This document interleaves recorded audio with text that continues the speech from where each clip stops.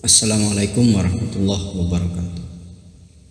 Alhamdulillahirrabbilalamin. Wassalatu wassalamu ala asrafil anbiya wal mursalin Sayyidina Muhammadin wa ala alihi wa sahbihi ajma'in, amma ba'du.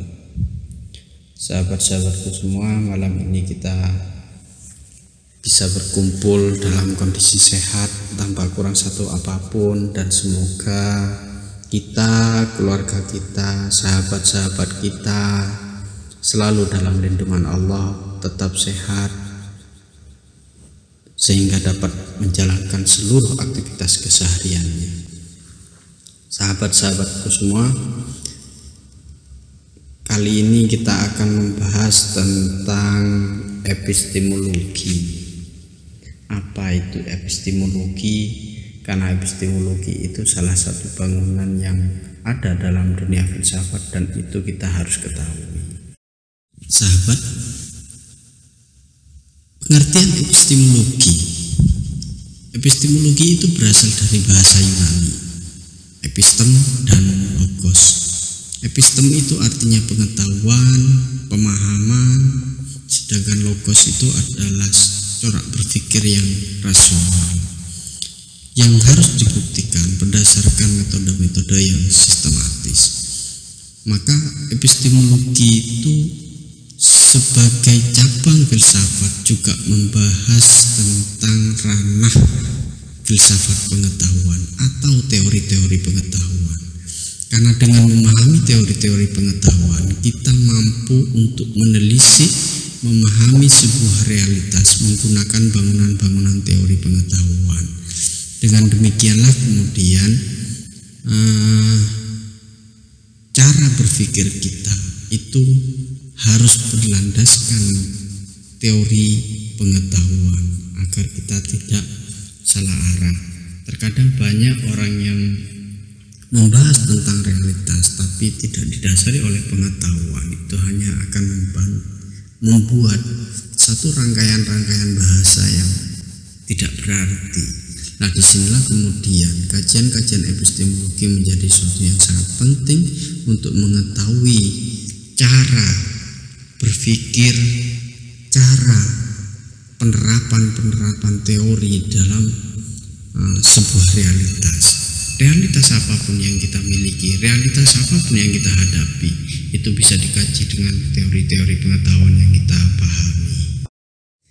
Biasanya masalah-masalah yang ada di dalam epistemologi itu sangat banyak. Di antaranya adalah apakah manusia mampu mengetahui hakikat, keabsahan, dan kebenaran pengetahuan? Ini ada menjadi suatu masalah yang dihadapi oleh pengetahuan apapun. Manusia bisa mengetahui hakikat, mengetahui keabsahan atau kebenaran, atau justru manusia tidak mampu untuk mengetahui hakikat, keabsahan, dan kebenaran dari sebuah pengetahuan. Perbincangan-perbincangan ini selalu ada di dalam ilmu pengetahuan dalam ranah epistemologi. Yang kedua adalah apakah pengetahuan itu bersifat kemungkinan atau suatu keyakinan tanpa celah keraguan.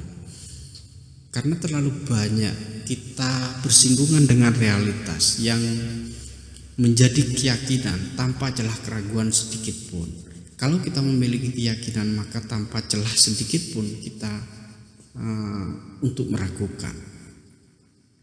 Sedangkan pengetahuan-pengetahuan yang ada di sekitar kita itu memiliki sebuah kemungkinan. Pengetahuan yang kita pahami terkadang kita yakini sebagai sebuah kebenaran, kita yakini sebagai sebuah keabsahan. Padahal di luar sana masih banyak pengetahuan-pengetahuan yang mungkin tidak berada dalam pemikiran kita. Nah, masalah-masalah ini juga ada di dalam persoalan epistemologi. Untuk mengetahui pengetahuan yang benar, keabsahan yang hakiki, itu memunculkan masalah lagi di dalam epistemologi, yaitu dengan cara apa kita dapat mengetahui kebenaran, dengan cara apa kita dapat mengetahui sebuah realitas, dengan cara apa kita dapat mengetahui keabsahan dari sebuah peristiwa. Hal-hal ini menjadi masalah-masalah yang ada di dalam epistemologi. Di sisi yang lain, masalah yang muncul dalam epistemologi itu adalah bagaimana pengetahuan itu muncul, apakah dari luar ataukah dari dalam. Sesuatu yang dari luar mempengaruhi terhadap otak pikiran kita, atau kita yang mempersepsikan sesuatu itu kemudian menjadi pengetahuan. Itu juga menjadi perbincangan dalam ruang epistemologi. Selanjutnya adalah bagaimana pengetahuan diperoleh, apakah dengan intuisi, akal, atau indera, atau secara bersama-sama, dan apakah masing-masing memiliki keabsahannya sendiri-sendiri. Pengetahuan bisa diperoleh melalui akal, intuisi, indera itu secara mandiri, atau ketiga-tiganya secara bersama-sama sehingga memiliki pengetahuan yang abstrak. Perbincangan masalah-masalah dalam epistemologi ini harus dijawab dalam setiap kajian-kajian teori pengetahuan, dalam setiap kajian-kajian terhadap realitas yang kita hadapi.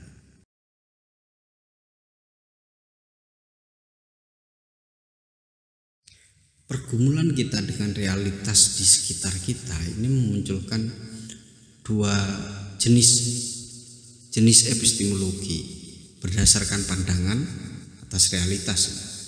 Yang pertama adalah jenis idealisme,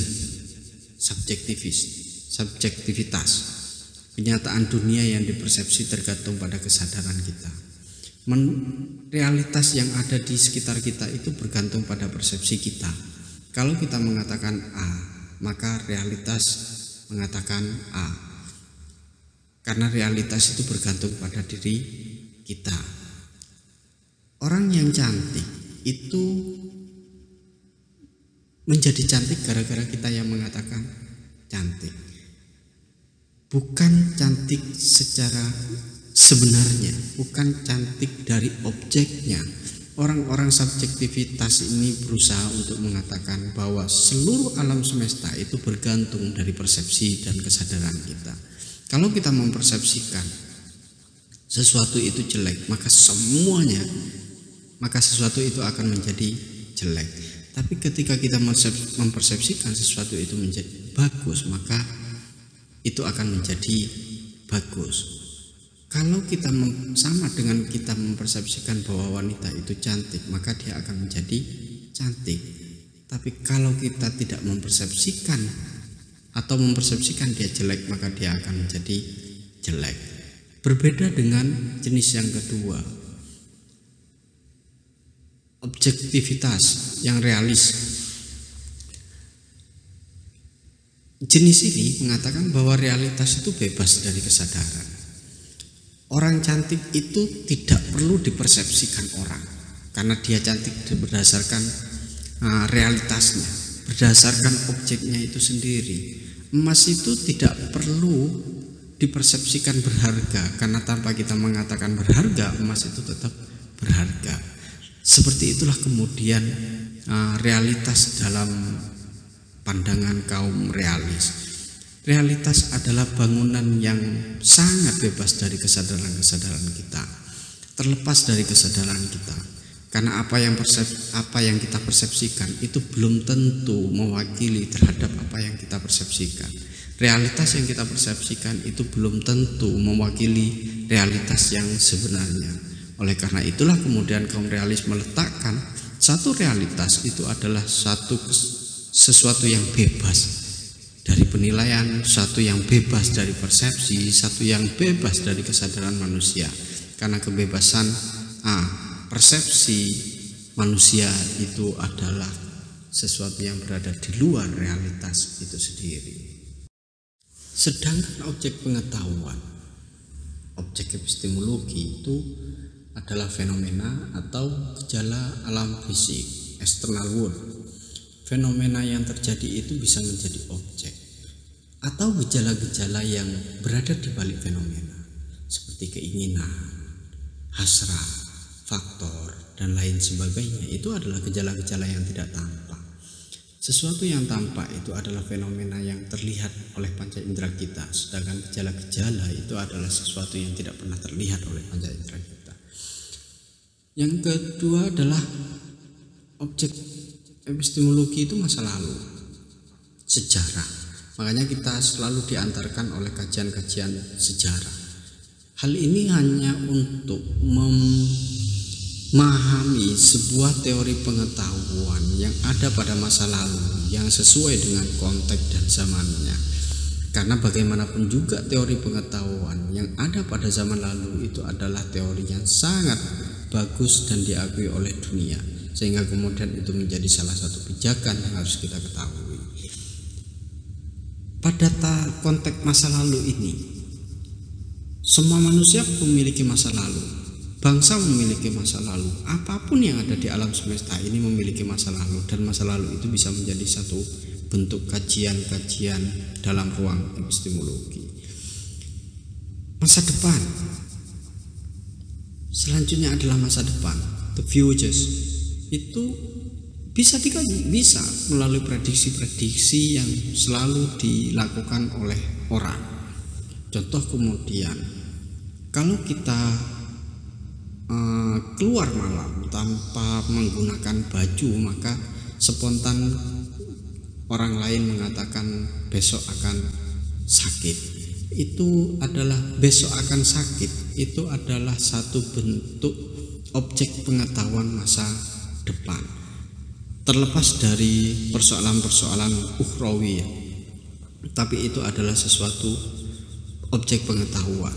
Apalagi kalau dikaitkan dengan persoalan-persoalan agama, terlalu banyak hal-hal yang sifatnya masa depan, dan itu bisa dijadikan sebagai objek pengetahuan. Selanjutnya adalah value, etis, estetis, religius, etika, perilaku. Itu bisa dikaji. Akhlaknya, sopan santunnya, sikapnya, itu harus dikaji. Nilai-nilai yang ada dalam diri kita itu mungkin akan berbeda dengan nilai-nilai yang lain. Keluarga kita, nilai-nilai yang diajarkan dalam keluarga kita itu mungkin akan berbeda dengan nilai-nilai yang diajarkan keluarga lain. Begitu juga dengan bangsa kita, itu memiliki nilai-nilai tersendiri yang juga pasti berbeda dengan nilai-nilai yang ada di bangsa-bangsa lain. Ini akan menjadi objek dari epistemologi, objek pengetahuan. Selanjutnya adalah mind, dimensi dalam, psikis manusia. Makanya kemudian psikis juga bisa menjadi objek dari epistemologi. Ada psikoanalisisnya Freud yang kemudian muncul, yang berusaha untuk masuk di dalam ruang-ruang psikis ini.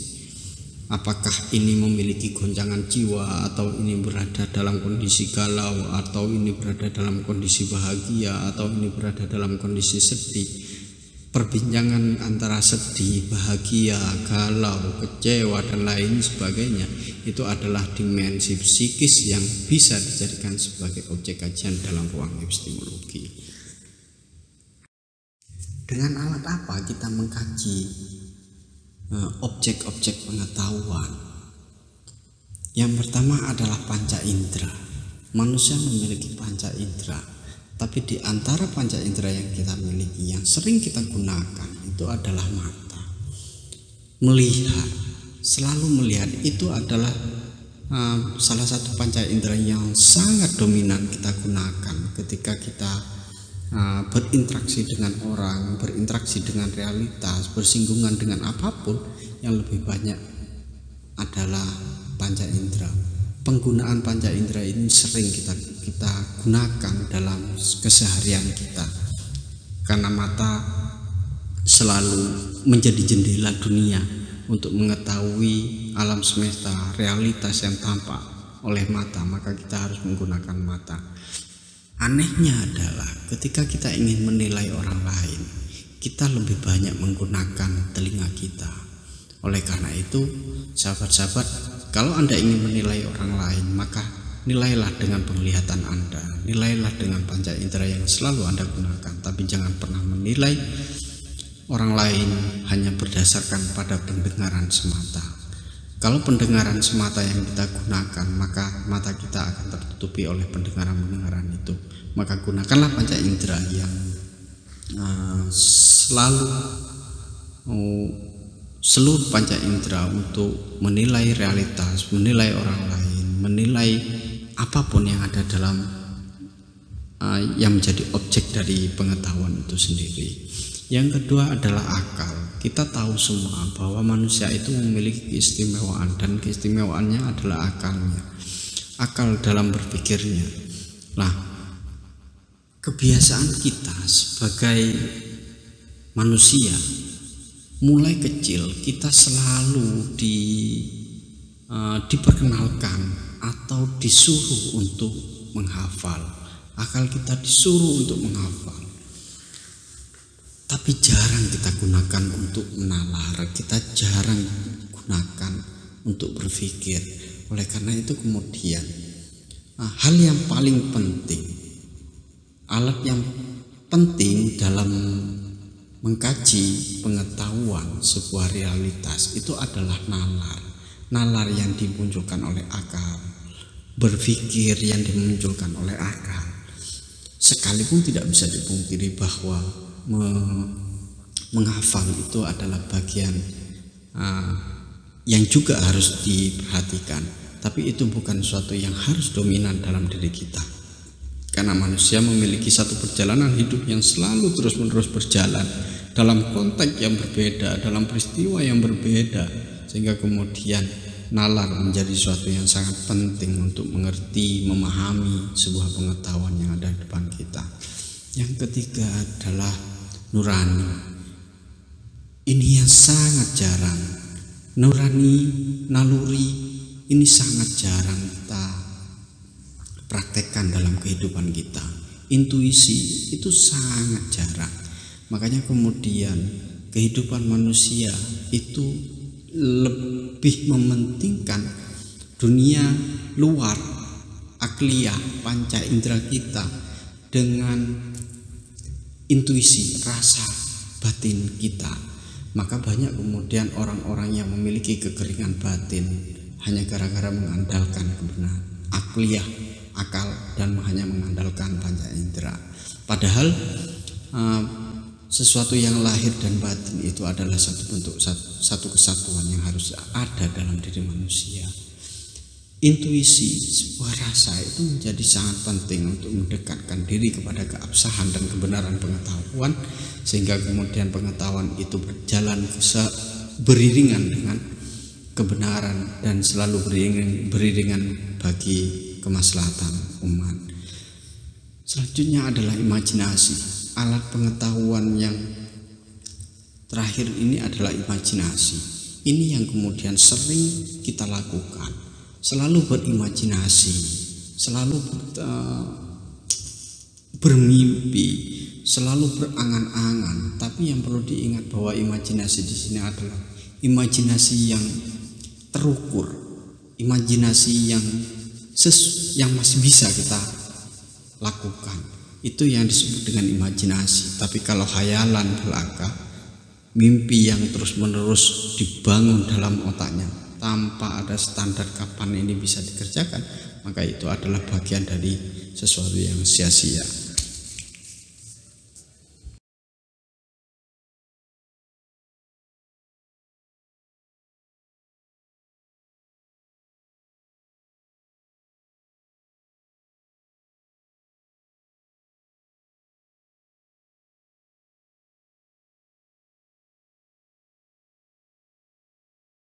Terima kasih sahabat-sahabat. Sebelum kita tutup, mari kita membaca selawat hasbi bersama-sama. Hasbi Rabbi Jalallah ma fi qalbi ghairullah Nur Muhammad Sallallahu la ilaha illallah. Hasbi Rabbi Jalallah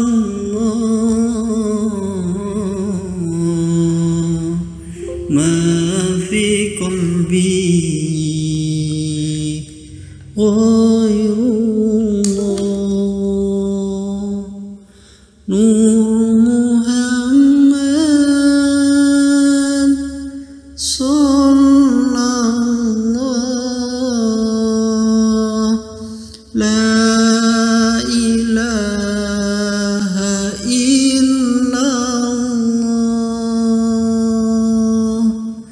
Akhirul kalam, wallahul muwaffiq ila aqwamit thoriq. Wassalamualaikum warahmatullahi wabarakatuh.